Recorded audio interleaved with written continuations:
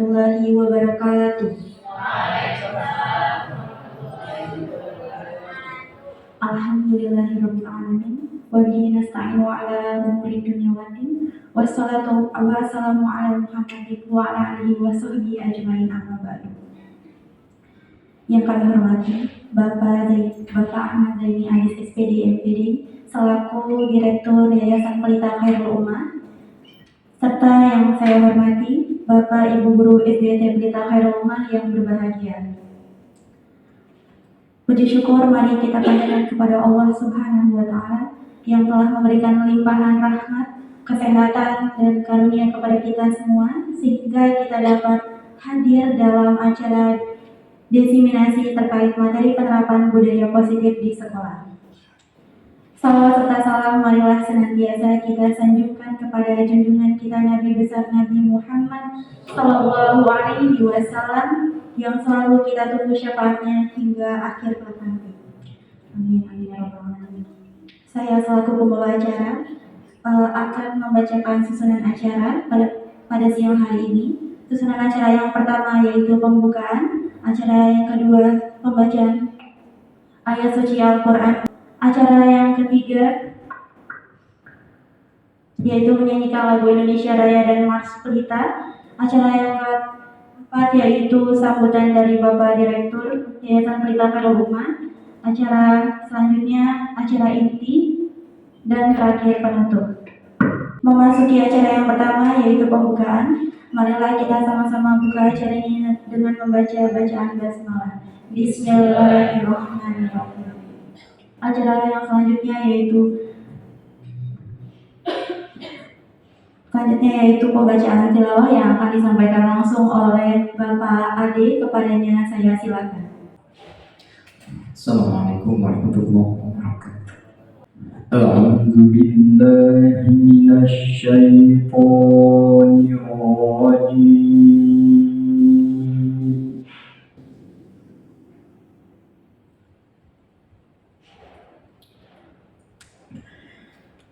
Inna akramakum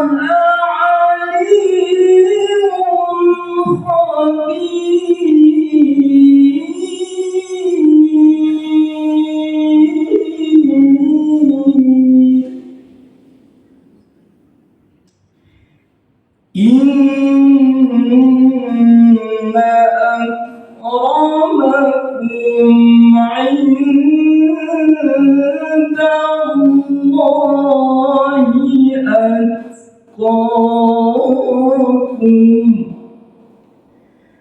Inna Allah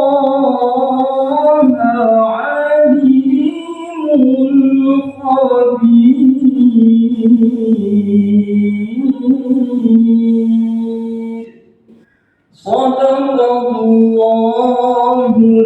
azim.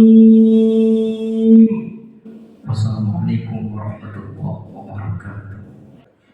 Terima kasih kepada Bapak Adit. Semoga dengan pembacaan ayat suci Al-Quran dan pada tilawah tadi dapat memberikan syafaat bagi kita semua. Amin amin ya rabbal alamin. Dilanjutkan dengan acara ketiga, yaitu menyanyikan lagu Indonesia Raya dan Mars Pelita yang akan dipandu langsung oleh Bu Atika. Kepadanya saya silakan. Hadirin disilakan untuk berdiri.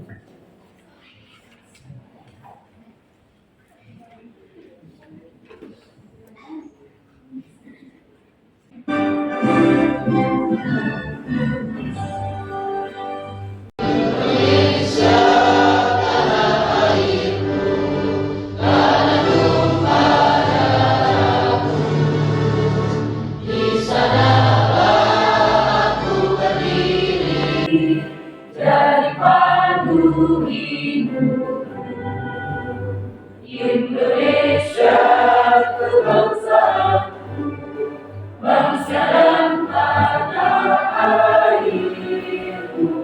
Marilah kita berseru, Indonesia bersatu. Hiduplah tanahku, hiduplah negeriku, bangsaku, rakyatku semuanya. Bangunlah jiwanya, bangunlah badannya untuk Indonesia Raya. Indonesia Raya, merdeka, merdeka, anakku, negeriku yang kucinta. Indonesia Raya, merdeka, merdeka, hiduplah Indonesia Raya. Indonesia Raya, merdeka, merdeka, anakku, negeriku yang kucinta. Indonesia Raya, merdeka, merdeka, hiduplah Indonesia Raya.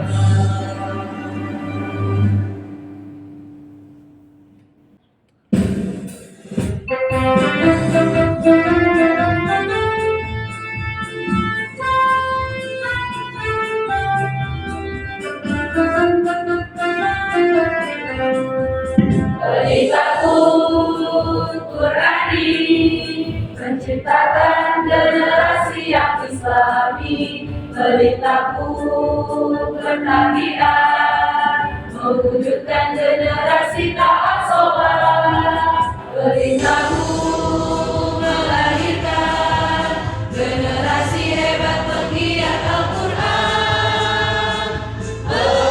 Pelitaku selalu hadir memajukan pendidikan. Jayalah selalu pelitaku, menebarkan cahaya kebaikan, mendidik siswa berjaya bersama. Kisah teladan menuju masa depan.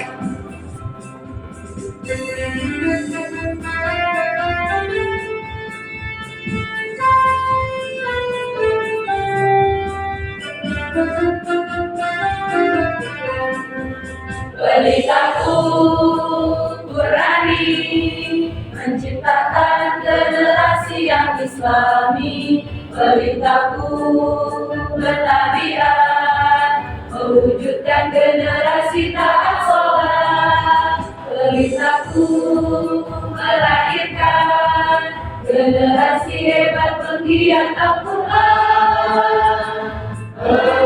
Pelitaku selalu hadir memajukan pendidikan. Jayalah selalu pelitaku, menebarkan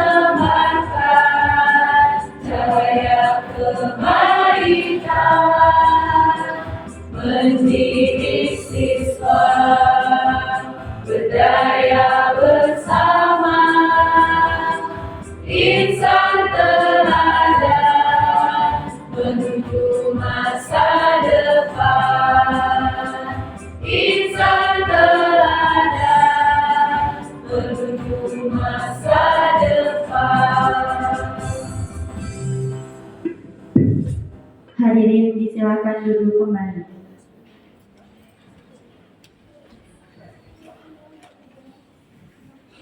Acara selanjutnya yaitu sambutan dari Bapak Direktur Yayasan Pelita Khairul Ummah kepada Bapak Ahmad Zaini Aziz SPD IMPD. Saya silakan. Assalamualaikum warahmatullahi wabarakatuh. Alhamdulillah rabbil alamin wa bihi nasta'in wa ala umuri dunya waddin wassalatu wassalamu ala asyrafil anbiya'i wal mursalin sayyidina Muhammadin wa ala alihi wa sahbihi ajma'in, amma ba'du.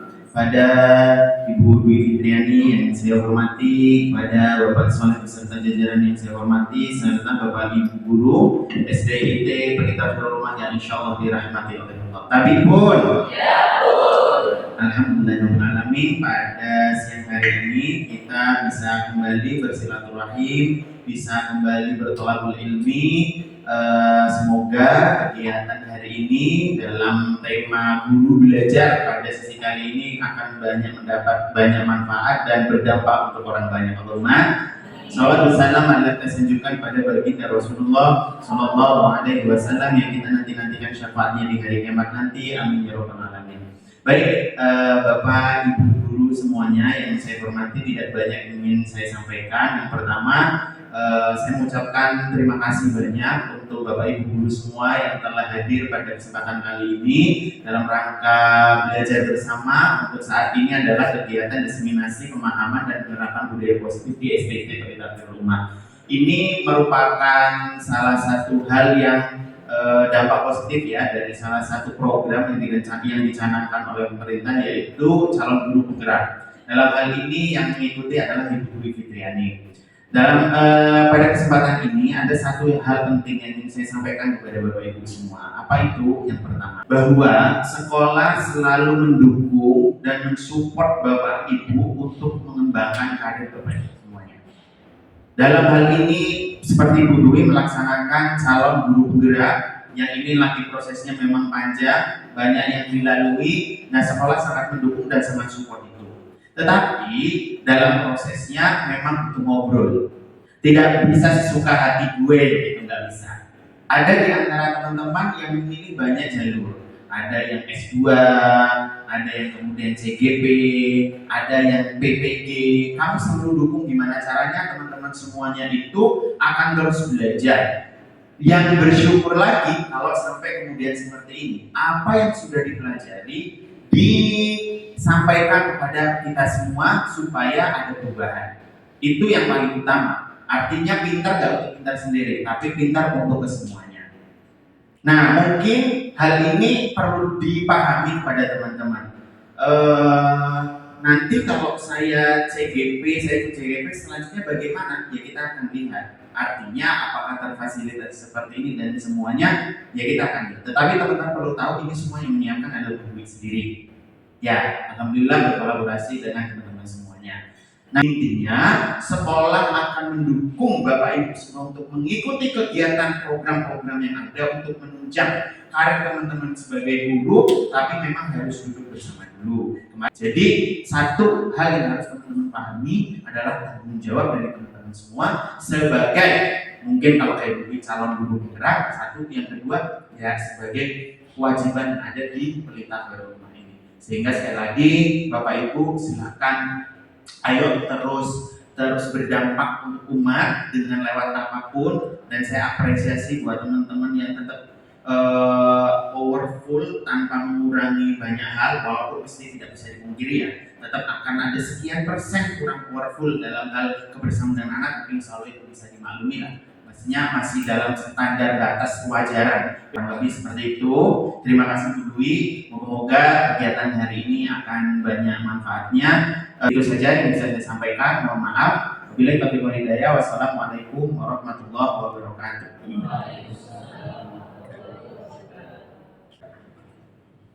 Selanjutnya acara inti yang akan disampaikan langsung oleh Ibu Dwi Fitriani SPD, kepadanya saya silakan.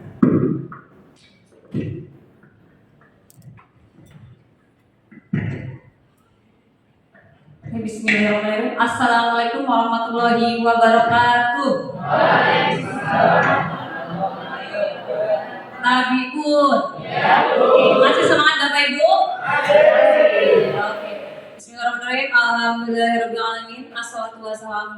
mursalin wa ala alihi washabihi ajmain amma ba'du. Pertama-tama saya panjatkan puji syukur kehadirat Allah Subhanahu wa taala yang mana pada kesempatan siang hari ini kita masih diberikan nikmat sehat sehingga kita masih dapat berkumpul bersama dalam rangka diseminasi penerapan budaya positif di sekolah yang insya Allah akan saya paparkan beberapa menit ke depan. Salawat serta salam tanpa kita sanjung agungkan kepada baginda besar kita Muhammad Sallallahu Alaihi Wasallam yang kita nantikan syafaatnya di yaumil qiyamah nanti. Amin Allahumma amin. Baik Bapak Ibu, sebelum saya ucapkan terima kasih kepada Bapak Ahmad Zaini Aziz beserta yayasan yang telah memberikan kesempatan kepada saya untuk belajar dalam pendidikan guru penggerak angkatan 9 di tahun 2023 ini. Semoga kedepannya dari teman-teman guru ada yang bisa ikut mengikuti ada kegiatan calon guru penggerak angkatan 11 berikutnya. Dan saya juga ucapkan terima kasih kepada Bapak Soleh dan Bapak Ibu guru lainnya yang telah bersedia hadir pada hari ini untuk mendengarkan, menerima. Semoga apa yang saya berikan nanti dapat bermanfaat buat kita semua di sekolah ini, khususnya di kelas kita masing-masing. Oke, baik Bapak Ibu, sebelum saya mulai kegiatan pemaparannya, kita ice breathing dulu biar tidak tegang, tidak ngantuk ya. Oke, silakan Pak Didi. Silakan Bapak Ibu mengikuti gerakannya ya.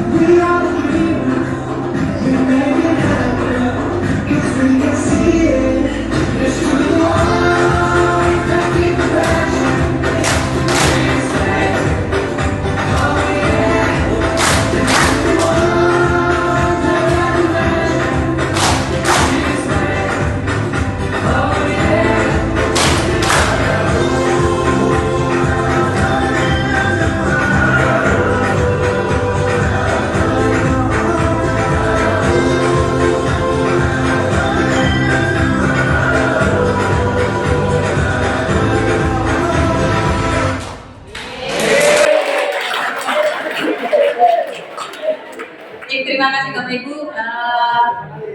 Oke, kita langsung ke acara inti. Nah, di sini alhamdulillah selama kurang lebih hampir sebulan, 4 minggu kurang lebihnya saya menerima pembelajaran dari pendidikan guru penggerak ini dan telah menghabiskan 1 modul. Di situ terakhir yaitu kami di sini sebagai calon guru penggerak diharapkan dapat memberikan dan menerapkan apa yang sudah kami dapatkan untuk diterapkan, menularkan ke teman-teman ke sekolah agar bisa diterapkan baik di sekolah maupun di kelas. Selanjutnya Pak. Oke, di sini sebagai informasi saya di sini didampingi oleh Pak Zaini. Pak Zaini di sini adalah pendamping dari guru penggerak saya sendiri. Nah, saya sendiri di sini adalah calon guru penggerak angkatan 9. Nah, selanjutnya di sini saya ada 2 pembimbing yang di dunia maya ada fasilitator saya yaitu Ibu Stefanis, beliau orang Lampung Timur, kepala sekolah dari SMK. Kemudian ada Ibu Amelia juga itu sebagai pengajar praktik saya ketika saya tatap muka langsung. Jadi saya ada 2 tutor, yaitu di dunia maya saya ada Ibu Fanis dan yang tatap muka langsung saya ada Ibu Amelia. Oke, nah di sini alhamdulillah di modul 1 ini saya sudah menuntaskan. Kami telah diberikan 4 modul. Di dalamnya terdiri dari modul 1.1 tentang filosofi pemikiran Ki Hajar Dewantara. Kemudian yang modul 1.2 itu ada nilai dan peran guru penggerak. Selanjutnya modul 1.3 visi guru penggerak dan modul terakhir yaitu tentang budaya positif. Nah, Bapak Ibu, di sini dari keempat modul sini itu berkaitan erat, saling berkaitan di antara 4 modul ini dan tujuan utamanya adalah ke profil pelajar Pancasila. Yang seperti ketahui bersama, profil pelajar Pancasila terdiri dari 6 dimensi. Apa saja Bapak Ibu? Beriman, mandiri, bergotong royong, iya, Oke, nah itu adalah tujuan utama dari keempat modul sini. Oke, selanjutnya untuk modul 1.2, 1.1, 1.2, 1.3 itu paling selintas saja akan saya paparkan. Di sini untuk modul filosofi pemikiran KHD, pendidikan adalah sifatnya menuntun, yaitu menuntun segala kodrat Allah yang ada pada anak sesuai dengan kodrat alam dan kodrat zaman. Di sini maksudnya adalah kodrat alam di sini yaitu lingkungan tempat anak-anak tinggal. Jadi cara belajar, metode pembelajaran pun mungkin akan berbeda. Anak yang berada di Bandar Lampung dengan anak yang berada di Lampung Timur, Mesuji yang bagian dalam, ataupun bahkan di arah Kalimantan mungkin untuk setiap guru itu akan berbeda saat pemberian materi pembelajarannya. Nah, selanjutnya pendidikan menghamba pada murid. Di sini dimaksudkan bahwa pendidikan itu harus berpihak pada murid. Artinya pembelajaran itu harus student center. Jadi bukan seperti zaman dulu. Zaman dulu masih teacher center. Kita masih dengan metode ceramah, menulis papan tulis dan sebagainya. Tapi di sini diharapkan Bapak Ibu berkreasi, berkreatif dengan segala idenya, mengikuti perkembangan zaman yang ada. Itu membuat siswa itu sebagai subjek di dalam pembelajaran. Kemudian ada guru ibarat petani. Nah, di sini kita diibaratkan petani. Mengapa? Karena sekolah itu diibaratkan sebagai lahan atau tempat untuk kita menanam sebuah benih. Benihnya itu adalah murid kita. Jadi kita diibaratkan seorang petani. Bagaimana sih Bapak Ibu petani tahu ya? Mulai dari kita menyiapkan lahan, kemudian kita menanam benih, kemudian kita merawatnya, memupuknya sampai kita dapat memanennya. Itu juga sampai kita misalnya pada saat anak-anak wisuda, kita akan bangga dengan capaian mereka yang dari ilmu yang sudah kita berikan. Melihat anak-anak itu berhasil, kita pasti akan bangga. Kemudian yang terakhir itu ada trilogi pendidikan Ki Hajar Dewantara, itu sudah tidak asing lagi, yaitu ada Ing Arso Sumtulodo di depan menjadi teladan. Jadi kita sebagai guru itu di depan harus menjadi teladan. Kemudian Ing Madya Mangunkarsa itu di tengah kita memberikan bimbingan kepada siswa juga. Kemudian terakhir itu Tukuria Dayani, di belakang kita memberikan dorongan ataupun dukungan. Jadi bagi anak-anak yang ternyata dia punya minat ini, ternyata dia punya bakat ini, kita memberikan dorongan buat mereka untuk mengeksplor minat tersebut. Next. Nah, di modul 1.2 ini tidak hanya nilai dan peran untuk penggerak saja, tapi nilai dan peran guru ini untuk kita semua. Jadi Bapak Ibu itu diharapkan nanti memiliki nilai guru penggerak serta peran guru penggerak ini. Nah, di sini berdasarkan pernyataan KHD tadi, maka guru harus memiliki nilai dan menjalankan perannya agar mampu menuntun tumbuh kembangnya murid melalui pengajaran yang berpusat pada murid.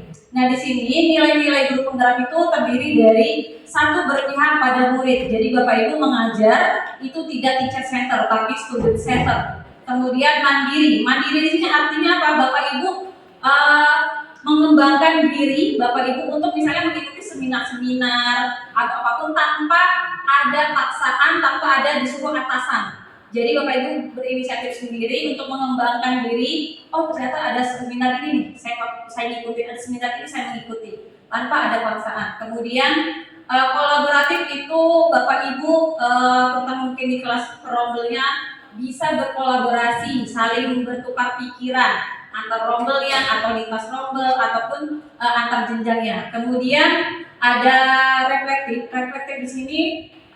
Bapak Ibu itu sebisa mungkin saling mengoreksi. Jadi mungkin sifatnya kayak supervisi ya, supervisi antarkan sejawat. Itu nanti misalnya coba Bu, saya nanti hari ini mengajar materi pecahan nih. Ibu tolong bantu saya untuk supervisi saya, atau Ibu bantu saya untuk merefleksi saya, kira-kira saya masih ada kekurangan kemana ya, di mana ya. Kemudian kita juga merefleksi dari siswa yang kita ajar. Jadi jangan lupa Bapak Ibu setiap pembelajaran itu kita harus merefleksi diri kita bagaimana respon dari siswa yang kita ajar juga. Yang terakhir itu inovatif. Nah, di sini Bapak Ibu saya rasa alhamdulillah guru pelita ini sangat inovatif ya, mengikuti perkembangan yang sangat luar biasa sekarang ini. Jadi diharapkan tetap selalu kembangkan kreasinya, pembelajarannya tidak monoton, diharapkannya selalu berinovasi. Nah, yang selanjutnya yaitu ada peran guru penggerak. Nah, di sini peran guru penggerak terdiri dari Bapak Ibu diharapkan mampu menjadi pemimpin pembelajaran buat siswa. Selanjutnya dapat menjadi coach bagi guru lain. Artinya menjadi coach bagi guru lain itu ketika teman menghadapi kendala, baik itu di pembelajaran, siswa ataupun menghadapi orang tua, Bapak Ibu saling sharing. Bapak Ibu saling berbagi kepada teman, rekan sejawat, misalnya, oh iya saya punya ide untuk pembelajaran ini nih Bu, dengan menggunakan A, B, C, D, E, F, metodenya apa, medianya apa, segala macam. Jadi Bapak Ibu bisa menjadi coach bagi guru lain. Kemudian mendorong kolaborasi antar guru, kemudian menggerakkan komunitas praktisi. Komunitas praktisi ini adalah komunitas belajar seperti yang bilang kita setiap Jumat punya komunitas belajar. Itu biasa kita kalau mau dibagi grade-nya itu komunitas kelas atas dan kelas bawah. Selanjutnya yaitu mewujudkan kepemimpinan murid. Nah di sini ketiga yaitu tentang visi guru penggerak. Artinya di sini kita diajarkan bagaimana sih cara membuat visi sekolah. Jadi kami kemarin sudah diajarkan visi guru penggerak ini dengan nilai dan peran guru penggerak tadi itu harus sejalan sehingga mampu mewujudkan generasi Indonesia yang berprofil pelajar Pancasila. Artinya semuanya itu apapun yang kita ajarkan itu larinya kita adalah mengarahnya ke profil pelajar Pancasila. Nah selanjutnya profil pelajar Pancasila ini sendiri bisa terwujud jika seorang guru itu memiliki visi yang terukur, konkret dan direncanakan dengan matang. Nah di sini untuk membentuk visi itu bagaimana sih Bapak Ibu? Jadi pembentukan visi itu tidak asal-asal jadi oh saya pengen ini bla bla bla, tidak. Jadi ada tahapannya. Nah untuk mencapai visi itu di sini kita menggunakan metode inquiry apresiatif. Nanti di dalam inquiry apresiatif ini itu ada namanya nanti metode Bagja. Nah di metode Bagja ini Bapak Ibu itu kita nanti diberikan ada bagan itu nanti detailnya nanti akan saya share ya Pak Bu. Nah di sini metode Bagja itu apa sih Bagja? Bagja itu singkatan dari satu yang pertama B-nya itu adalah buat pertanyaan utama. Kemudian A-nya itu ambil pelajaran, G-nya gali mimpi bersama, apa sih yang mau kita impikan. Kemudian jabarkan rencana, bagaimana rencana yang mau kita laksanakan ke depannya. Kemudian atur eksekusi. Nah ini salah satu cara kita membuat visi. Jadi tidak semerta-merta jadi cukup jadi visi. Tidak, tapi kita ada metodenya dengan menggunakan metode Bagja tersebut. Oke Pak, next. Nah ini yang hari ini akan saya paparkan yaitu mengenai budaya positif di sekolah. Oke, budaya positif ini topik pembahasannya lumayan, ada beberapa topik. Yang pertama tentang disiplin positif dan nilai kebajikan. Kemudian ada teori kontrol, ada teori motivasi, hukuman dan konsekuensi, keyakinan kelas, posisi kontrol guru, kemudian kebutuhan dasar manusia, serta yang terakhir yaitu segitiga restitusi. Oke, yang pertama kita akan bahas tentang disiplin positif. Apa sih disiplin positif itu? Di sini budaya positif itu merupakan pembiasaan-pembiasaan baik yang kita terapkan di sekolah. Nah, di sini menurut Diana Boston itu kata disiplin itu berasal dari bahasa Latin yang berarti belajar. Nah, di sini berdasarkan pengertian tadi, disiplin positif itu dapat diartikan sebagai salah satu cara penerapan disiplin yang bertujuan untuk menumbuhkan kesadaran serta memberdayakan anak untuk melakukan sesuatu itu tanpa sogokan, tanpa ada imbalan. Jadi anak itu misalnya mau melakukan tugas atau melakukan piket, jadi tanpa diiming-iming dengan bintang. Biasanya kita diiming itu. Nanti kalau yang mau ngejawab ibu kasih bintang 5, ibu kasih bintang 10. Nah itu tanpa ada iming-iming. Nanti kita lihat selanjutnya di sini tujuan dari selanjutnya tujuan dari nilai-nilai disiplin positif itu menanamkan motivasi kepada semua siswa agar mereka menjadi orang yang mereka inginkan. Jadi tidak berdasarkan paksaan, tidak ada karena imbalan, tidak ada karena sogokan apapun. Jadi mereka benar-benar pure dari hati mereka yang paling dalam. Oke, next.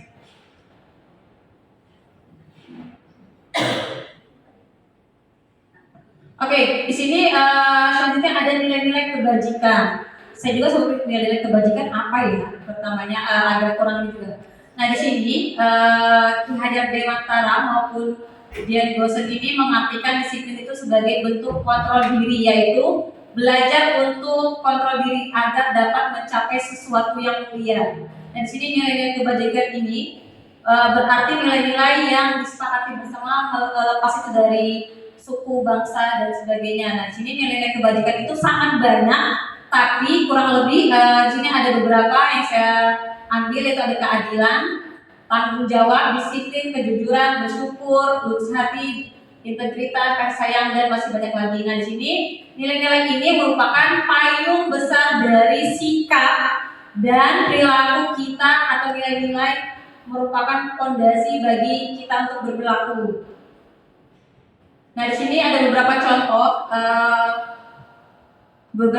nilai kebajikan universal yang telah disepakati beberapa institusi, mulai dari toleransi, rasa hormat, integritas, mandiri, dan sebagainya. Nah, nanti kaitannya apa nih dengan disiplin positif? Nanti akan kita.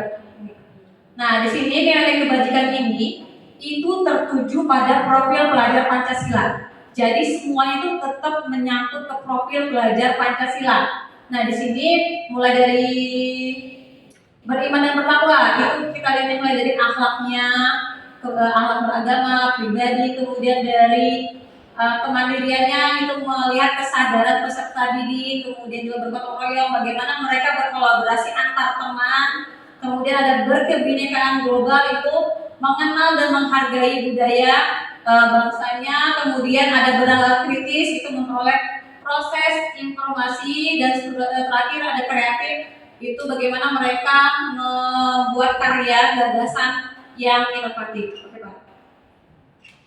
Di sini ada teori kontrol. Nah, teori kontrol ini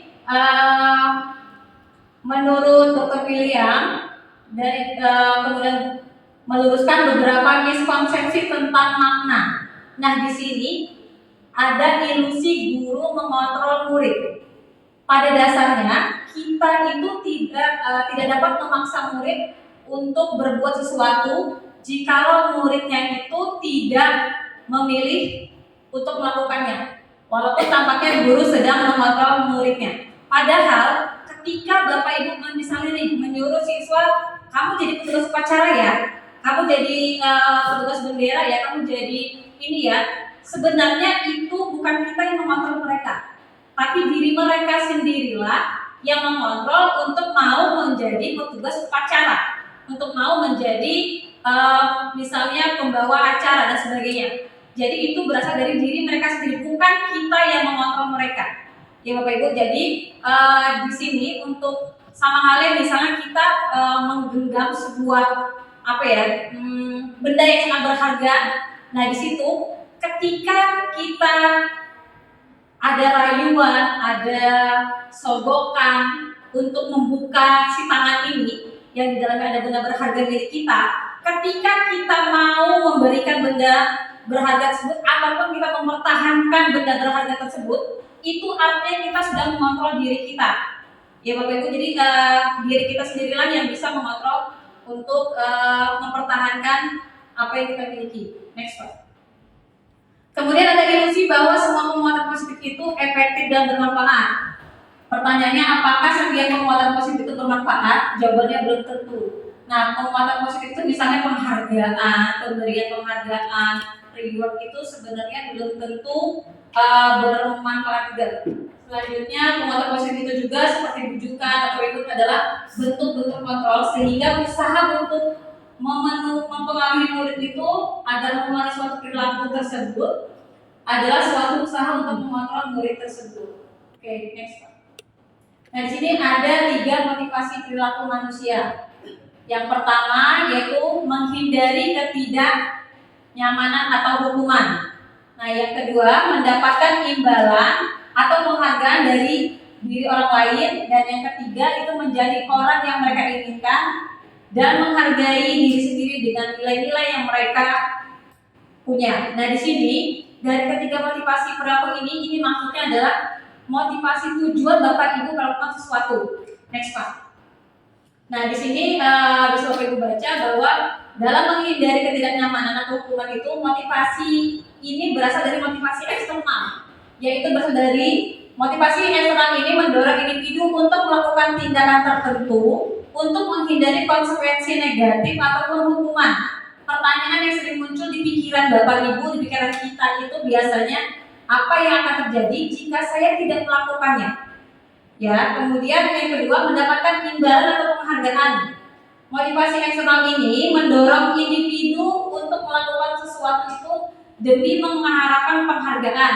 Misal, saya berangkat pagi lah biar saya nanti dapat reward dari yayasan. Saya mau berangkat pagi lah biar nanti anak-anak murid saya bangga sama saya. Nah itu adalah salah satu motivasi manusia, yaitu mendapatkan imbalan. Kemudian yang terakhir, menjadi orang yang mereka inginkan dan menghargai diri sendiri dengan nilai-nilai yang mereka percaya. Motivasi internal ini mendorong individu untuk melakukan tindakan karena ingin menjadi diri sendiri. Artinya tanpa ada paksaan, mereka tulus mengerjakan apapun. Itu yang dimaksud dengan dari poin nomor 3. Nah di sini Bapak Ibu bisa baca nih. Sebagai seorang guru, saat Anda hadir mengajar di tempat waktu, motivasi apakah yang mendasari tindakan Bapak Ibu?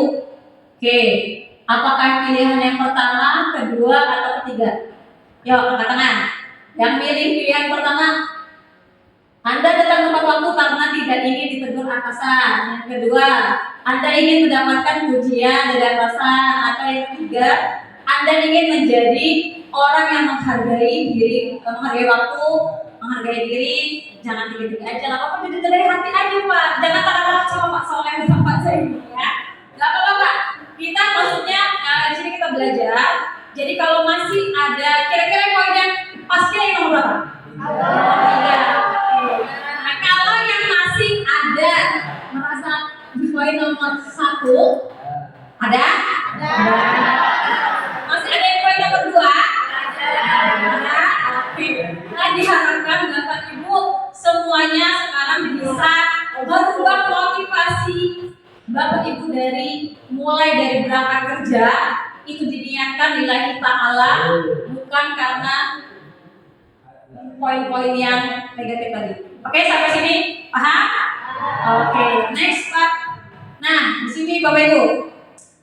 Nanti jawab Ibu. Salah satu, bila di sekolah Anda tidak ada peraturan yang mengharuskan guru datang tepat waktu dan tidak ada surat teguran bagi guru yang datang terlambat dan tidak ada atasan yang memuji Anda, apakah Bapak Ibu akan tetap datang tepat waktu untuk mengajar murid-muridnya?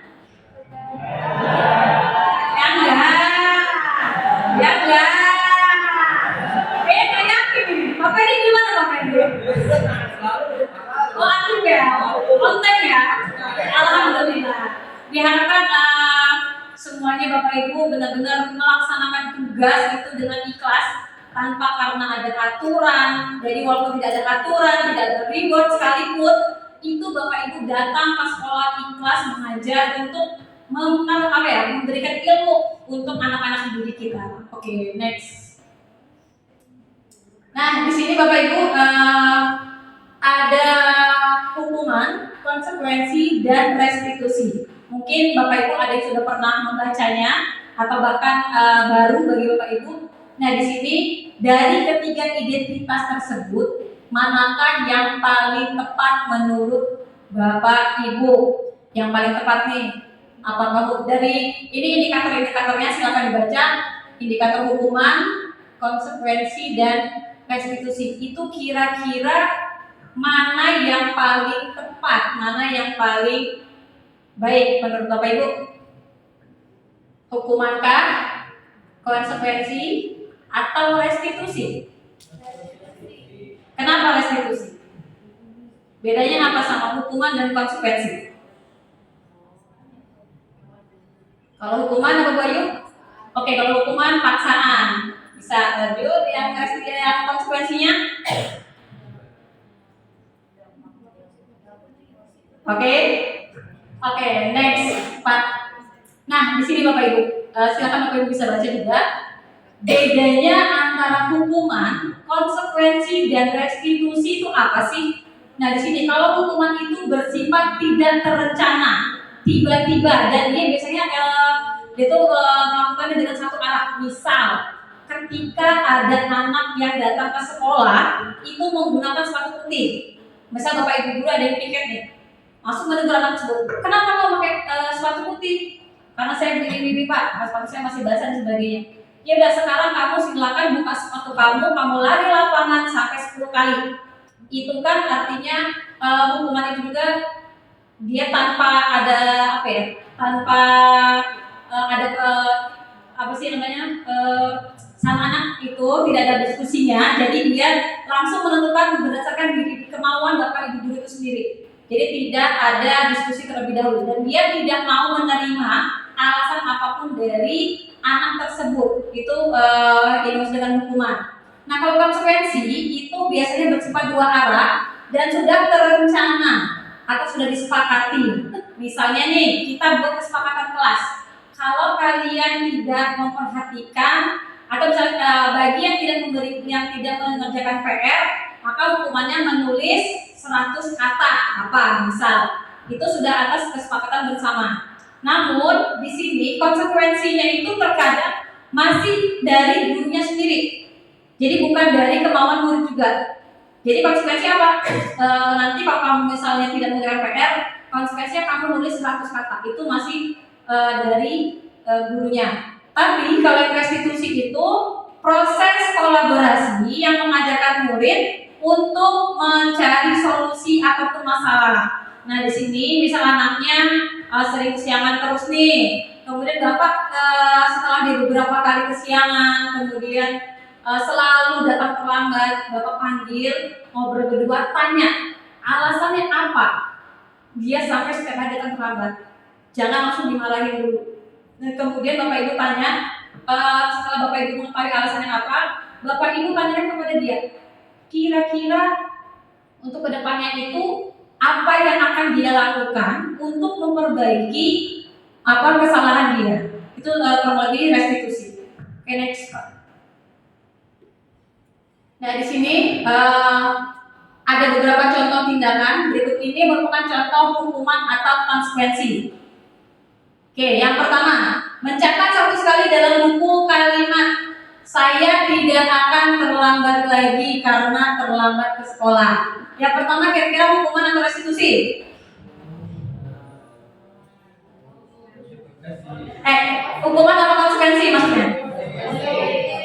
Jadi kita lihat tadi ya. Kemudian lari mengelilingi lapangan basket 2 kali. Murid diminta push up 15 kali. Menggantikan kertas tugas teman yang dicoret-coret. Membersihkan tumpahan air di meja tulis. Oke, murid disuruh untuk menggunakan sepatu seharian karena tidak mengenakan sepatu kita bawa ini tidak maksudnya. Murid disuruh untuk tidak menggunakan sepatu seharian karena tidak menggunakan sepatu hitam. Hukuman atau konsekuensi? Konsekuensi, oke. Lari mengelilingi lapangan basket 2 kali karena terlambat 10 menit untuk pelajaran PJOK. Bingung atau bisa apa nih? Hukuman. Oke, kita lihat ya. Oke, itu ya. Oke, sampai sini Pak Ibu, kurang lebih antara konsekuensi sama hukuman itu kalau selintas itu hampir mirip. Oke, next. Nah, di sini ada contoh tindakan hukuman di next ya Pak. Oke. Nah, selanjutnya kita akan membahas tentang keyakinan kelas. Nah, di sini mengapa keyakinan kelas bukan peraturan kelas? Ada yang tahu? Yuk. Tekan dulu.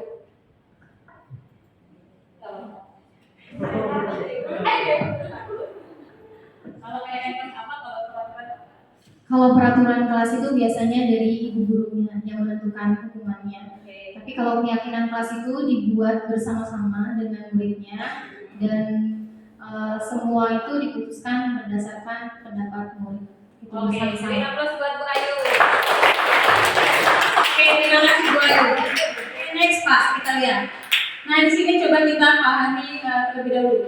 Pertanyaan berikut nih, mengapa kita memilih peraturan tentang penggunaan helm saat mengendarai motor? Mungkin jawaban kita itu adalah untuk keselamatan. Nah, jika kita menggunakan helm, awalnya mungkin karena takut kena tilang polisi, itu karena takut pada sebuah peraturan, bukan keyakinan.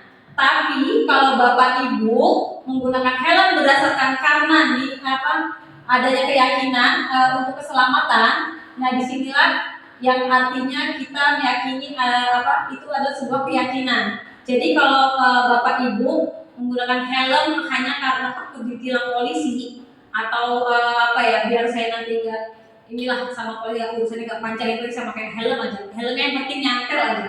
Itu masih dalam takut sama peraturan. Tapi kalau Bapak Ibu pakai helm yang benar, niat dari hati itu demi keselamatan Bapak Ibu di saat perjalanan, itu adalah contoh dari keyakinan.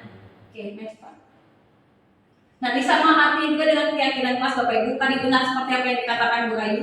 Kalau peraturan itu biasanya dibuat dengan satu arah, itu bisa guru sendiri itu yang buat atau sekolah itu sendiri yang buat. Tapi kalau kesepakatan itu berdasarkan dua arah. Jadi dari Bapak Ibu gurunya atau bersama dengan murid menentukan suatu kesepakatan bersama yang nantinya akan menjadi sebuah keyakinan kelas.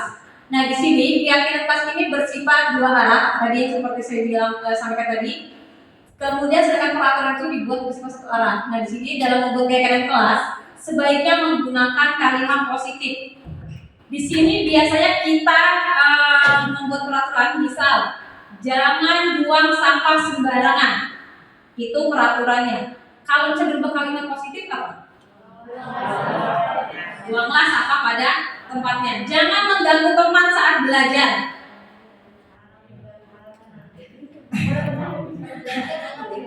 Belajar dengan tertib. Oke, kurang lebih seperti itu ya Bapak Ibu ya. Oke, next. Nah, di sini tahapan pembentukan keyakinan kelas. Yang pertama, Bapak Ibu biasanya di tahun ajaran baru, terutama misalkan ini biasanya Bapak Ibu wali kelas, Bapak Ibu wali kelas itu sudah memberikan peraturan kelas, kemudian diubah menjadi kesepakatan kelas, dan terakhir nanti akan kita olah menjadi keyakinan kelas. Keyakinan kelas itu berhubungan dengan nilai-nilai kebajikan tadi, nilai-nilai yang sangat sudah terpaparkan sebelumnya itu saling berkaitan. Nah, di sini tahapan membentuk keyakinan kelas itu yang pertama Bapak Ibu kan biasanya diskusi dengan siswa, kemudian Bapak Ibu juga nanti siswa itu diajak menyampaikan ide-ide atau harapan-harapan apa yang mereka impikan. Kelas impian mereka bagaimana sih? Biasanya nanti kita tuh bisa memberikan sticky note ataupun kertas ataupun apapun bentuknya bebas itu kemudian selanjutnya akan ditempel ke papan tulis. Itu kemarin saya sudah lihat di kelasnya Bu Ayu dan beberapa teman lain itu sudah menerapkannya juga. Kemudian selanjutnya, nah di sini saya tidak tahu nih ibu-ibu masih menggunakan kalimat negatifkah atau sudah diubah ke dalam kalimat positif. Karena misalnya nih tidak boleh ribut, tidak makan di kelas. Itu sebaiknya dirubah ke dalam kalimat positif. Nah, setelah itu, setelah Bapak Ibu mendapatkan kesepakatan bersama yang sudah diubah dalam kalimat positif, Bapak Ibu mengambil 3 sampai misalnya 7 dan maksimal untuk keyakinan kelas. Untuk keyakinan kelas tadi dari kesepakatan tadi, dari impian-impian anak-anak tadi Bapak rangkum menjadi kalimat positif, itu menjadi kesepakatan kelas. Dari kesepakatan kelas tadi, Bapak Ibu kelompokkan nih, dia masuk ke dalam keyakinan kelas yang mana? Keyakinan kelas tadi itu berhubungan dengan nilai kebajikan. Ya, nanti akan ada contohnya. Next Pak. Nah, di sini misalnya nih, saya memberikan contoh. Selalu kembalikan buku pada tempatnya. Itu kesepakatan kita misalnya. Kemudian keyakinannya adalah tanggung jawab. Tadi kan nilai-nilai kebajikan itu banyak ya Bu. Ada disiplin, tanggung jawab, sopan, santun, menghargai orang lain dan sebagainya, itu sangat banyak sekali. Lanjut di sini kira-kira siapa yang berani Bu? Satu-satu yuk. Untuk dilarang mengganggu orang lain. Kira-kira apa? Oke, Bu Ayu menghargai orang lain. Ada yang lain? Oke, next ya. Hadir di sekolah 15 menit sebelum pelajaran dimulai. Oke, disiplin. Dilarang melakukan kekerasan.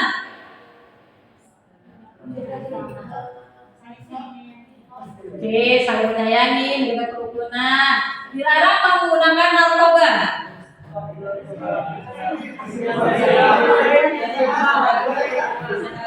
Hidup sehat. Oke. Bergantian atau menunggu giliran. Artinya apa, Bu? Oke, sabar, disiplin. Menggunakan masker. Kesehatan, oke. Jangan berlari di kelas atau koridor. Oke, kita lihat jawabannya. Oke, ini dia jawabannya. Dilarang mengganggu orang lain itu menghormati. Hadir di sekolah itu menghormati orang lain pada teman-temannya juga. Kemudian dilarang melakukan kekerasan, keselamatan dan menghormati orang lain. Kemudian dilarang menggunakan narkoba kesehatan, bergantian, menunggu giliran itu menghormati hak orang lain dan kesabaran. Menggunakan masker itu terutama pada saat kemarin COVID itu kesehatan, jangan berada di kelas itu keselamatan dan keamanan. Oke, Bu ya. Sampai sini Cun, Bu, nggak ya? Oke, next Pak. Nah, di sini kita ternyata tuh Bu ada posisi kontrol guru. Saya setelah belajar ini, oh iya ternyata saya masuknya ke dalam sini ya. Bu Rega minta tolong sticky note di tas saya Bu, di bagian depan. Nah, di sini Bapak Ibu melalui serangkaian riset ini, Dr. William ini berkesimpulan mengambil kesimpulan bahwa ada 5 posisi kontrol yang biasanya Bapak Ibu miliki. Yang pertama itu ada sebagai penghukum, pembuat merasa bersalah, teman, pemantau, dan manajer. Nah, di sini saya minta nih, Bapak Ibu, selama Bapak Ibu mengajar, Bapak Ibu itu bertindak sebagai apa? Tulis di sticky note ini, apakah Bapak Ibu sebagai penghukum terhadap siswa ya? Ataukah sebagai pembuat merasa bersalah? Ataukah sebagai teman? Atau sebagai pemantau dan sebagai manajer? Silakan Bapak Ibu, Bu Melda bisa dibagikan. Pak, ada yang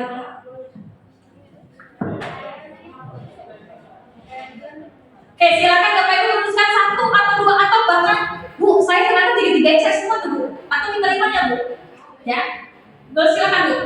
Ibu merasa selama Ibu mengajar terhadap siswa Ibu bersifat sebagai apa nih? Sebagai penghukum kah? Sebagai pembuat merasa bersalah kah? Sebagai teman? Sebagai pemantau atau sebagai manajer? Boleh Bu, Ibu merasanya Ibu mau saya sebagai pemantau nih. Oh, saya penghukum nih. Karena setiap ada terlambat, misalnya kalau pelajarannya Pak Bimo, itu saya suruh lari lapangan terus. Nah, itu bisa seperti itu. Silakan Bapak Ibu pilih salah satu. Pilih salah satu dari sini boleh, atau mau 2, 3, 4 sekaligus terserah. Yang penting Bapak Ibu merasa ada di posisi mana saat Bapak Ibu berhadapan dengan siswa, terutama pada saat mereka sedang bermasalah.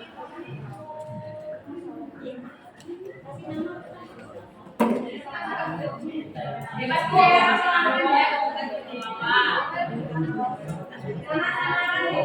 ya, nama samaran, nama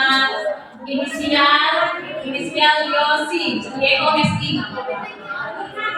Oh ya, benar.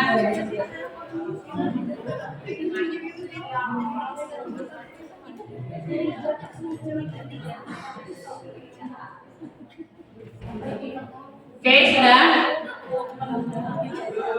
Silakan disimpan terlebih dahulu. Nanti kita akan lihat Bapak Ibu itu benar nggak ada di posisi itu, ya. Oke, Pak video.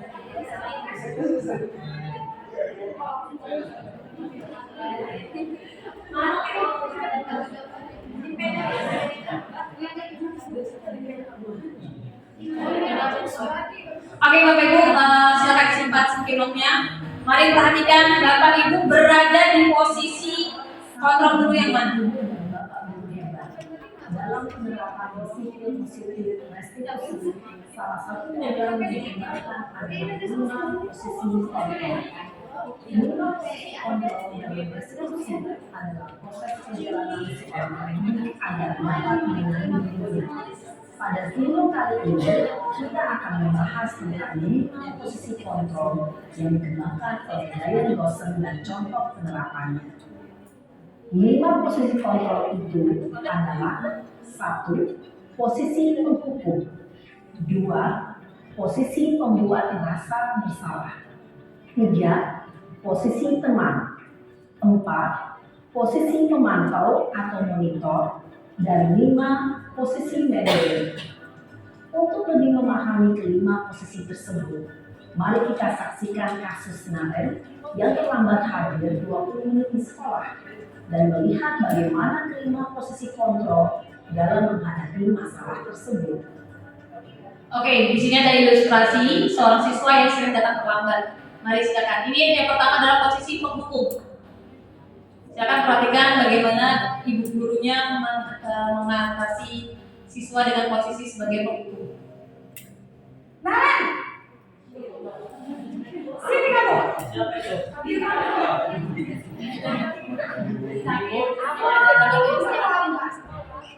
Kamu deh, pasti terlambat. Maaf Bu, saya Apa? Apa coba? Alasan kamu apa lagi? Kapan sih kamu tidak mau malas? Alasan kalian kamu jadi anak? saya Dasar pemalas. Gak kapok-kapok sih kamu. Sudah berapa kali terlambat? Sana, kamu keliling lapangan basket 2 kali. kenapa saya harus keliling lapangan basket Bu? Kenapa? Kamu melawan ibu. Berani-beraninya jawab. Sudah terlambat, masih berani jawab pula. Sekarang, keliling lapangan basket 5 kali sekalian. Biar kamu. Cepat. Pergi sana ke lapangan basket.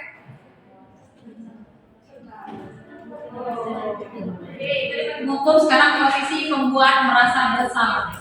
Nanti saya Bapak Ibu bedakan ya, bagaimana guru tersebut mengatasi dengan posisi yang Naren!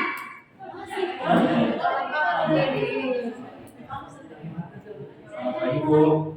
Naren. Kamu kenapa terlambat lagi, nak? Ya Tuhan, Naren.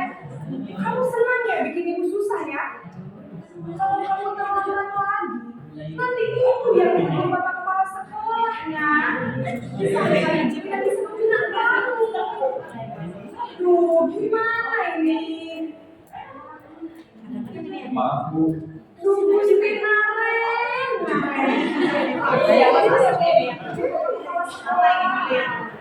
Terus, sekarang ibu harus tulis apa ini di buku absen?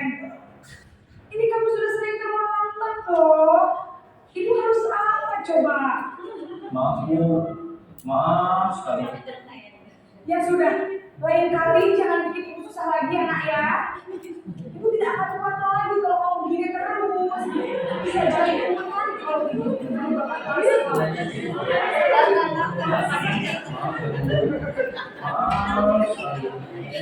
ada kan dari guru kita yang seperti ini. Oke, selanjutnya posisi teman.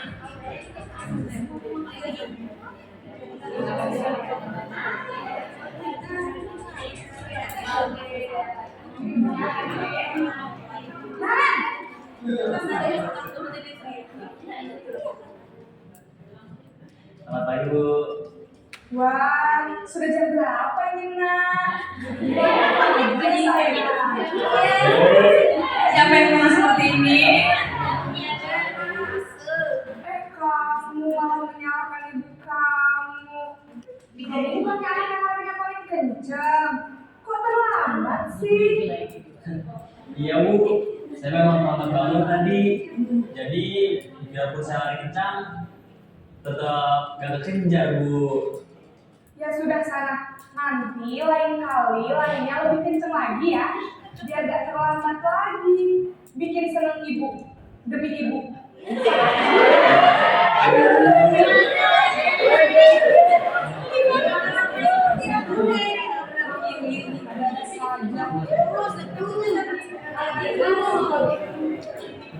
Next, ini posisi sebagai pemantau atau monitor.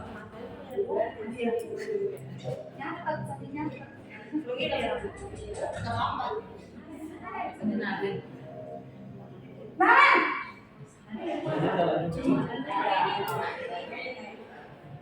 Selamat pagi Bu. Naren, apa peraturan sekolah kita tentang jam berapa kita harus masuk sekolah, Nak?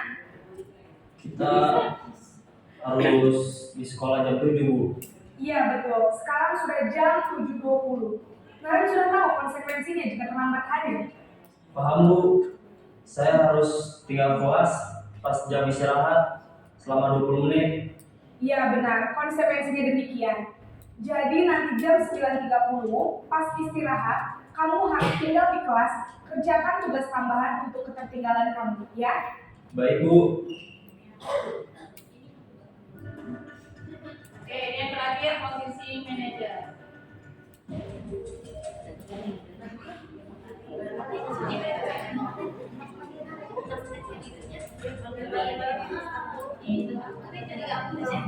Naren!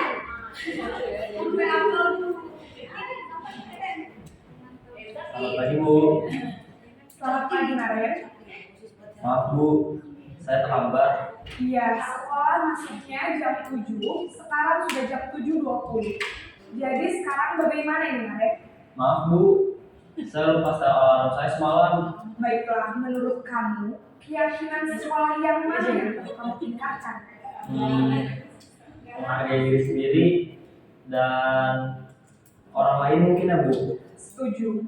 Jadi, apakah Naren meyakini prinsip saling menghormati tersebut? Iya Bu, saya meyakininya. Apakah Naren bersedia memperbaiki masalah keterlambatan ini? Bersedia Bu. Bagaimana kamu akan perbaiki masalah keterlambatan ini? Saya akan coba untuk tidak lupa menyetel alarm saya Bu. Baik, kalau Naren lupa menyetel alarm di rumah, ada orang yang kira-kira bisa bantu mengingatkan tidak? Ada Bu, kakak saya, Kak Emma. Ada lagi selain Kak Emma? Selain Kak Emma, ada ibu saya. Baik, jadi yang mengingatkan Naren adalah Kak Emma dan ibu kamu ya? Kira-kira akan mulai start alarm kapan nih Naren? Setelah pulang sekolah, akan segera saya lakukan. Baik, jadi Naren akan setel alarm untuk bangun besok pagi dan akan diingatkan oleh kakak dan ibunda Naren ya. Ada lagi yang mungkin perlu dilakukan Naren agar tidak terlambat bangun lagi. Tidak ada Bu. Baik Naren, terima kasih untuk kerjasama kamu. Sekarang kamu perlu kembali ke kelas untuk belajar. Baik Bu, terima kasih. Ibu dan Bapak Bu. Oke. Nah, itu adalah cuplikan dari kelima posisi kontrol tadi. Kurang lebih tergambar Bapak Ibu. Ya, mulai dari posisi sebagai penghukum, pembuat rasa bersalah, teman, pemantau, dan manajer. Nah, dari yang Bapak Ibu tulis tadi tuh, lihat benar nggak posisi yang Bapak Ibu alami saat ini? Benar? Sebagai apa Bu Kirka? Ada yang sebagai pemantau? Ada? Oke. Ada yang sebagai penghukum? Ada. Bisa berdua ada ya. Pembuat merasa bersalah? Ada? Ada. Sebagai teman? Ada. Sebagai manajer? Ada. Alhamdulillah. Nah, dari kelima tadi, itu kira-kira yang paling tepat ada di posisi mana kita harus? Iya, sebagai manajer. Kenapa tadi Bapak Ibu sudah menjelaskan ya penjabaran sebagai apa ketika dia di posisi manajer? Next Pak. Next. Oke. Nah di sini bisa kita lihat dari posisi penghukum tadi, Bapak Ibu kita bisa mengambil kesimpulan. Yang pertama pada saat posisi penghukum biasanya guru itu menggunakan hukuman fisik ataupun verbal. Terkadang dari hukuman verbal pun kita cuma sekedar nyeplos apa itu terkadang menurut kita biasa saja, tapi belum tentu menurut siswa.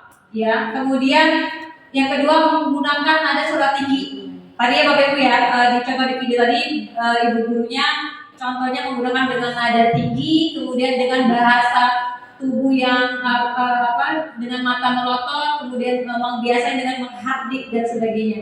Dampaknya apa bagi siswa? Nah di sini dampak bagi siswa itu adalah satu siswa itu akan menjadi pendendam. Iya tidak? Kira-kira ketika kita selalu menghukum dia, memberikan hukuman dengan semau kita, itu siswa biasa tidak respect sama kita, sehingga membuat dia menjadi pendendam. Kemudian siswa tersebut pastinya guru tersebut kira-kira akan disukai tidak oleh siswanya? Tidak, pasti siswa tersebut menjadi tidak suka terhadap guru yang sering ngasih hukuman tersebut. Yang kedua, pembuat merasa bersalah. Di sini dia menggunakan nada suara lebih lembut, tapi dalam bahasanya. Nah di sini guru tersebut menyatakan kesalahan pada siswa jadi seolah-olah dia yang bersalah. Tadi kan ada ibu Narayan, apa sih ibu harus ngomong apa dari luar kepala sekolah. Jadi dia seolah-olah bakalan dia yang disalahkan oleh atasannya. Nah sini dampaknya apa? Di sini dampak siswa menjadi merasa bersalah, kemudian siswa tidak menjadi tidak percaya diri. Oke next Pak. Selanjutnya posisi teman itu guru bersikap ramah, kemudian cenderung bersedar gurau terhadap siswa. Nah itu juga posisi yang kurang tepat saat kita sebagai guru. Karena apa? Karena siswa akan menjadi bergantung pada satu orang guru, kemudian siswa tersebut menjadi tidak mandiri. Nah selanjutnya di posisi pemantau, di situ Bapak Ibu guru itu menggunakan nada suara dan ekspresi yang datar, kemudian memantau setiap apa yang sanksi yang dia berikan. Efeknya apa? Siswa akan menghitung berapa banyak hukuman yang diberikan tanpa melihat ada nilai kebajikan. Oke, yang terakhir di posisi manajer inilah yang posisi dirasa sangat tepat, tapi pada saat tertentu mungkin memang kita harus berada di posisi yang lainnya juga. Nah di sini posisi manajer itu akan terciptanya identitas positif yang berhasil kemudian menggunakan nada suara netral, kemudian mengajukan pertanyaan-pertanyaan bermakna. Tadi misalnya menanyakan alasan mengapa kamu datang terlambat. Alasan apa? Kemudian dia akan menanyakan bagaimana solusi yang akan kalian perbaiki, bagaimana cara yang akan kalian ubah untuk mengubah kesalahan tersebut. Dampaknya apa? Siswa akan menjadi mandiri. Tadi kan dari Naren tadi dia akan mencoba menyetak alarm, kemudian akan mencoba meminta tolong kepada kakaknya untuk membangunkan dan sebagainya. Dan di sini siswa akan menjadi mandiri dan percaya diri dalam memecahkan sebuah masalah. Di sini Bapak Ibu perlu diketahui bahwa tugas seorang manajer itu bukan untuk mengatur perilaku seseorang. Kita membimbing murid untuk dapat mengatur dirinya. Seseorang manajer juga bukan memisahkan murid dari kelompoknya, tapi menyatukan murid tersebut ke dalam kelompoknya yang lebih kuat. Oke, sampai sini Pak, Bapak Ibu ya. Oke, next Pak. Nah di sini ada kebutuhan dasar manusia yang terdiri dari ada 5 kebutuhan dasar manusia itu ada bertahan hidup. Kebutuhan bertahan hidup ini salah satunya untuk bersifat fisiologis, kemudian kasih sayang, rasa diterima oleh lingkungannya, kebebasan, kemudian ada kesenangan dan ada penguasaan. Next Pak. Nah di sini Bapak Ibu biasa anak-anak kelas bawah nih. Aku senang bermain kejar-kejaran dengan ibu guru, seru. Itu kira-kira masuknya kemana? Kemudian ibu kejar aku karena ibu guru sayang aku. Aku hebat kan? Aku bisa bikin ibu guru kejar aku. Aku bosan belajar mewarnai terus di dalam kelas. Nah kira-kira ini masuk ke dalam kebutuhan manusia yang mana tadi? Next Pak. Oke kita lihat. Nah yang pertama itu adalah kesenangan, yang kedua itu kasih sayang, yang ketiga penguasaan, kemudian yang keempat kebebasan. Dia senang belajar, dia bosan mewarnai di kelas terus. Saya pengennya dia pengen sesekali berada di luar. Nah itu dari segi kebebasan. Oke lanjut next Pak. Nah yang terakhir ini ada segitiga restitusi. Nah di sini restitusi ini adalah bagaimana kita memecahkan masalah bersama siswa. Jadi tidak secara sepihak, tapi kita akan melakukan secara dua arah, baik dari siswa dan dari guru. Dan sini restitusi itu apa sih? Restitusi merupakan proses menciptakan kondisi bagi murid untuk memperbaiki kesalahan mereka sehingga mereka bisa kembali pada kelompoknya dengan karakter yang lebih kuat. Kemudian segitiga restitusi ini merupakan proses untuk menciptakan kondisi bagi murid untuk memperbaiki kesalahan-kesalahan mereka sehingga mereka bisa kembali pada keyakinannya. Nah, di sini restitusi ini terdapat beberapa tahapan. Next Pak. Di antaranya itu ada 3 tahapan. Yang pertama, menstabilkan identitas peserta didik. Pada saat menstabilkan identitas, ini biasanya Bapak Ibu guru itu ngomong ke siswa, salah satunya adalah setiap orang pasti melakukan kesalahan. Jadi tidak semata-mata langsung ngejudge dia salah. Kemudian yang kedua, validasi tindakan yang salah. Di sini Bapak Ibu guru biasanya akan mengatakan kamu tentu punya alasan mengapa kamu melakukannya. Tadi sama seperti contoh video Naren tadi, Ibu guru kan bertanya, kenapa kamu sering datang terlambat atau kesiangan? Tadi kan alasan Naren karena dia bangun kesiangan. Kemudian menanyakan keyakinan kelas. Pada saat siswa tersebut melakukan kesalahan, kita kembalikan ke keyakinan kelas yang sudah kita buat. Dari misalnya tadi siswa tersebut datang terlambat, berarti kamu sudah melanggar keyakinan kelas yang mana? Kalau datang terlambat tadi itu disiplin. Nah, itu nanti anak akan menjawab keyakinan kelas yang sudah dibuat oleh kita bersama-sama. Nah, di sini ada contoh pembuatan keyakinan kelas yang kemarin sudah saya terapkan video yang sudah saya terapkan pada siswa kelas 7 kemarin.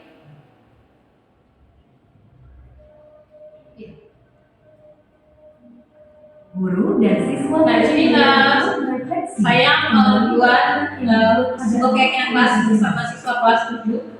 Guru memberikan sticky note kepada siswa untuk menuliskan harapan kelas yang mereka impikan. Siswa menuliskan kelas impian mereka.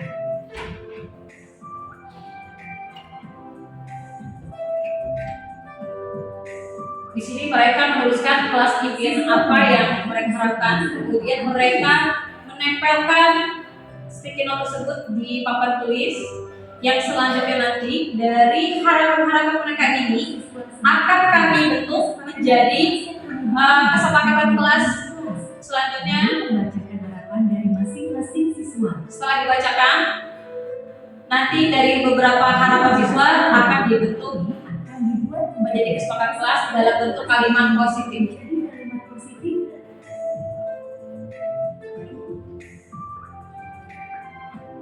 Guru memandu untuk membuat kesepakatan kelas bersama dengan mengubah hasil tulisan harapan siswa dalam bentuk kalimat positif.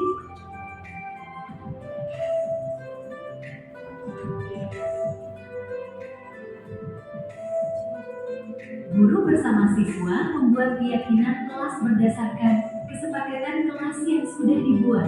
Keyakinan kelas yang diperoleh yaitu seperti disiplin, tanggung jawab, saling menghargai, sopan dan santun. Setelah memperoleh kesepakatan kelas bersama, ibu guru mengingatkan siswa untuk dapat menjalankannya dengan baik dan tulus dari hati mereka tanpa ada paksaan. Terima kasih. Salam guru penggerak.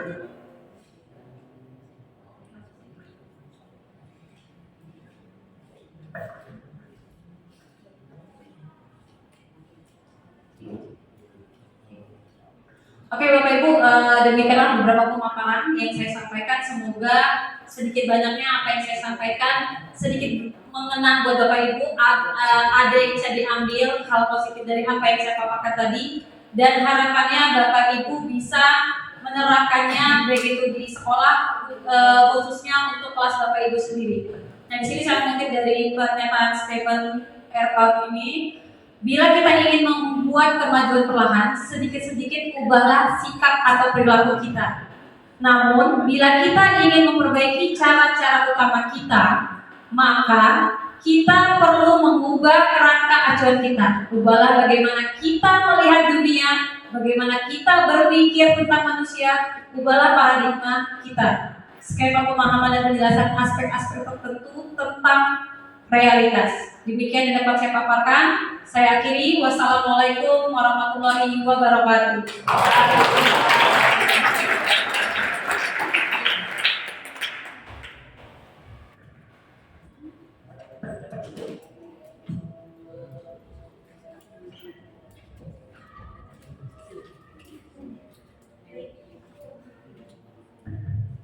Baik Bapak Ibu, terima kasih. Terima kasih banyak atas partisipasinya dan pemaparannya dari Ibu Dwi selaku calon guru penggerak SDT Pelita Khairul Ummah. Semoga segala apa yang disampaikan oleh Ibu Dwi dapat membuat kita menjadi banyak ilmu. Amin amin ya rabbal alamin. Baik, mengingat waktu yang terakhir yaitu acara penutup, marilah kita tutup bersama-sama dengan mengucapkan alhamdulillah. Alhamdulillahirabbil alamin. Dan doa kita hadir majelis. Subhanallahumma wa bihamdika asyhadu an la ilaha illa anta astaghfiruka wa atubu ilaik.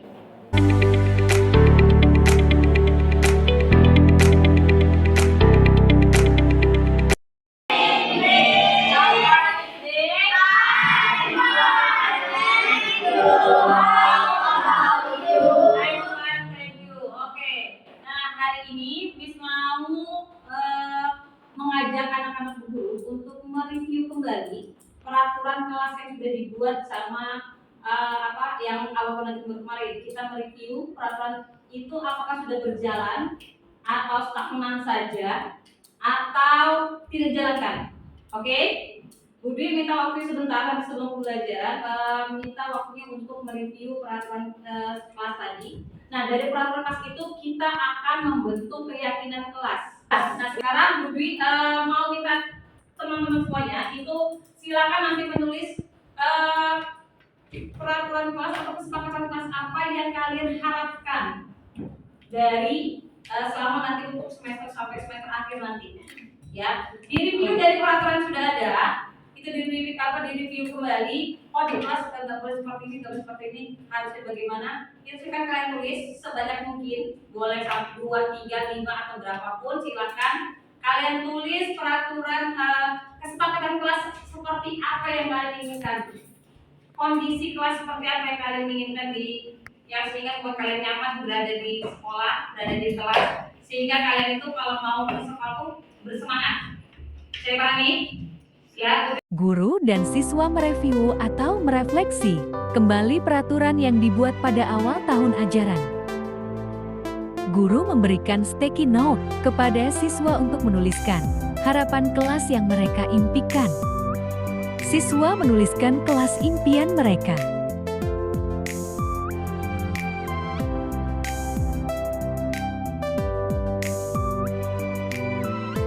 Siswa menempelkan hasil tulisan ke papan tulis.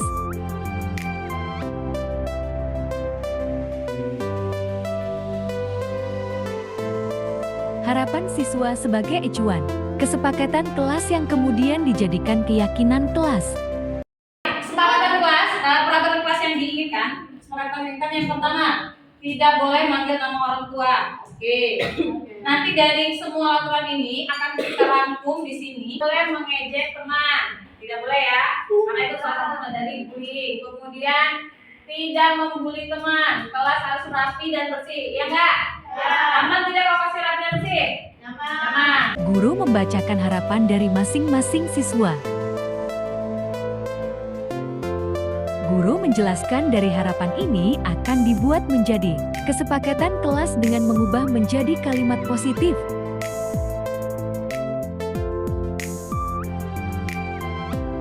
Guru memandu untuk membuat kesepakatan kelas bersama dengan mengubah hasil tulisan harapan siswa dalam bentuk kalimat positif.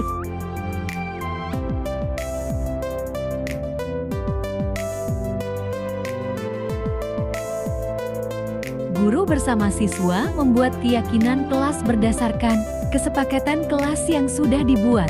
Keyakinan kelas yang diperoleh yaitu seperti disiplin, tanggung jawab, saling menghargai, sopan dan santun. Setelah memperoleh kesepakatan kelas bersama, ibu guru mengingatkan siswa untuk dapat menjalankannya dengan baik dan tulus dari hati mereka tanpa ada paksaan. Terima kasih. Salam guru penggerak.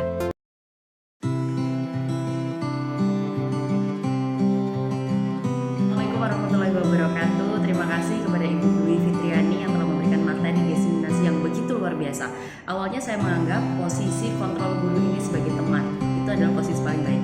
Ternyata setelah mendengarkan pemaparan dari Ibu Dwi, itu semua salah. Dan setelah ini saya akan berbenah diri untuk bisa menjadi guru yang lebih baik lagi. Terima kasih Ibu Dwi, sukses dan belajar selalu. Assalamualaikum warahmatullahi wabarakatuh. Pertama-tama saya ingin mengucapkan terima kasih kepada Ibu Dwi Fitriani SPD yang telah melaksanakan kegiatan diseminasi praktik baik di sekolah.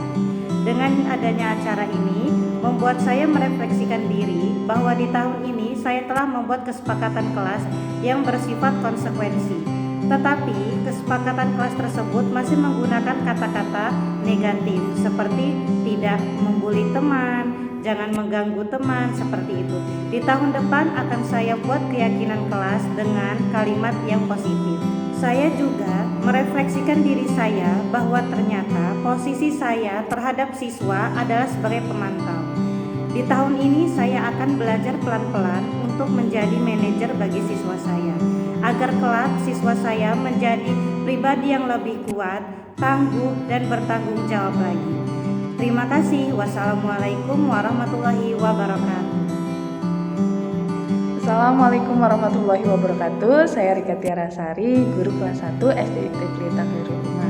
Sebelumnya saya ingin mengucapkan selamat dan terima kasih kepada Ibu Dwi Fitriani. Pada kegiatan diseminasi kemarin, alhamdulillah saya mendapatkan banyak sekali ilmu yang ingin saya terapkan di dalam kelas. Dan ternyata penting sekali peran guru di dalam kelas. Sebelumnya saya selalu menempatkan diri sebagai teman. Ternyata penting sekali untuk seorang guru menempatkan dirinya sebagai manajer kelas karena dapat membuat siswa mencari solusi dari setiap permasalahan yang ada. Seperti itu. Untuk Bu Dwi Fitriani saya ucapkan terima kasih. Semangat. Bismillahirrahmanirrahim. Assalamualaikum warahmatullahi wabarakatuh. Sebelumnya saya ucapkan terima kasih banyak kepada Bu Dwi Fitriani SPD yang sudah memberikan materinya tentang diseminasi budaya positif di lingkungan sekolah. Alhamdulillah wawasan saya semakin bertambah dan saya semakin tahu bagaimana membuat keyakinan di dalam kelas itu dan bagaimana untuk menanamkan nilai-nilai yang terkandung di dalamnya. Selama ini saya pikir hanya berperan sebagai teman itu bisa menanamkan keyakinan pada siswa saya. Ternyata peran yang paling baik itu adalah sebagai manajer. Insya Allah ilmu yang saya dapat hari ini akan saya terapkan di dalam kelas. Terima kasih. Wassalamualaikum warahmatullahi wabarakatuh. Saya di sini akan menyampaikan terima kasih banyak kepada Bu Dwi atas ilmu yang disampaikan pada hari ini. Tentunya sangat bermanfaat bagi saya khususnya yang awalnya saya kira kalau menjadi guru itu sebaiknya menjadi teman bagi peserta didik. Tetapi ternyata menjadi teman itu masih banyak hal negatifnya. Nah, hal posisi yang tepat adalah kita sebagai guru itu sebagai manajer agar kita mengarahkan peserta didik untuk dapat menemukan, misal ada suatu kasus menemukan solusinya, kemudian kita bisa mengarahkan dan peserta didik dapat mengambil tempat atau simpulan yang terbaik. Terima kasih Bu Dwi atas ilmunya. Warahmatullahi wabarakatuh. Sebelumnya terima kasih kepada Ibu Dwi Fitriani SPD karena telah mengadakan diseminasi ini. Dari diseminasi ini saya banyak banget mendapatkan ilmu pengetahuan yang sangat bermanfaat seperti membuat kesepakatan kelas, yang mana kesepakatan kelas ini dibuat oleh guru bersama dengan muridnya. Selain daripada itu, saya juga mendapatkan ilmu tentang posisi kontrol guru. Ternyata posisi kontrol guru yang ideal itu adalah sebagai manajer. Nah, sebagai manajer ini maksudnya apa sih? Maksudnya adalah ketika ada siswa atau peserta didik yang melakukan suatu kesalahan, guru tersebut tidak menghukum atau tidak menyalahkan, juga tidak membenarkan, melainkan guru tersebut berdiskusi dengan siswa dan memberikan suatu solusi atau jalan keluar. Terima kasih Bu Dwi. Wassalamualaikum warahmatullahi wabarakatuh.